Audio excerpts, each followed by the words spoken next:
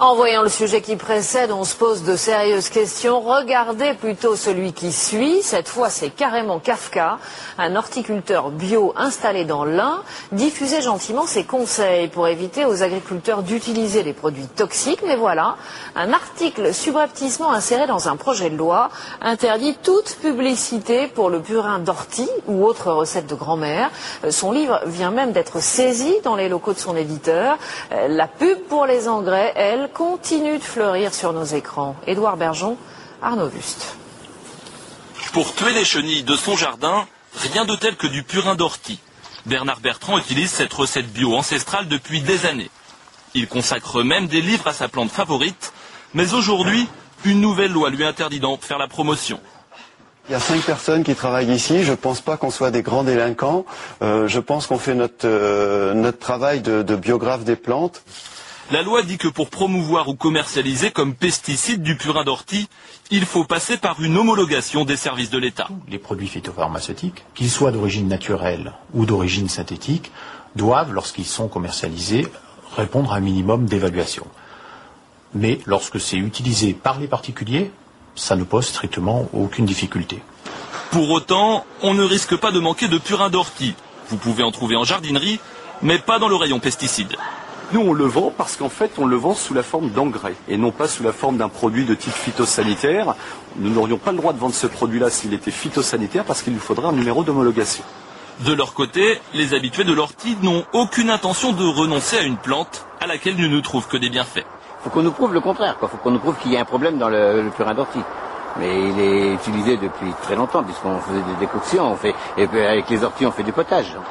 L'exemple du purin d'ortie montre que les frictions entre les tenants du chimique et du naturel n'ont pas fini de provoquer des crises d'urticaire dans le monde agricole. Alors, peut-on être poursuivi si l'on recommande d'utiliser du purin d'ortie ou si l'on fait la publicité, les fameuses recettes de grand-mère? C'est le témoignage du Trésor. Il s'agit du témoignage d'Éric Petios, paysagiste bio, dont le livre vient donc d'être saisi, que l'on retrouve en direct de Crozet dans l'Ain. Racontez-nous, et bonjour d'abord, et merci d'être avec nous, racontez-nous d'abord ce qui s'est passé. C'était fin août, je crois, dans votre entreprise. Oui, j'ai reçu un fax de la SRPV DRAF m'annonçant que j'avais été tiré au sort dans les pages jaunes en tant qu'entrepreneur paysagiste. SRPV, c'est les fraudes. Ce sont les fraudes, là. C'est les services de protection des végétaux. Voilà. Service de protection des végétaux, ça n'a rien à voir avec la protection, avec les fraudes. Oui. Il venait donc en tout état de cause pour vérifier, je dirais, l'état sanitaire de mon atelier, voir si les produits que l'on utilise en jardinage étaient bien stockés. Je dirais, partant de ce postulat, je ne me faisais aucun souci parce que je n'ai que des produits biologiques. Mais apparemment, ils n'étaient pas venus pour ça, et ils étaient venus en plus, ça c'était la couche sur millefeuille, avec le service de répression des fraudes, et je n'étais pas du tout au courant. Alors, qu'est-ce qui s'est passé à ce moment-là ? Très rapidement, ils se sont attaqués au contenu de mes cours, parce que depuis 6 ans, j'ai un numéro de dispensateur de formation qui, paradoxalement, m'a été donné par le ministère de l'Agriculture, et j'organise des stages avec un vœu pieux, je dirais, d'autonomiser partiellement les professionnels.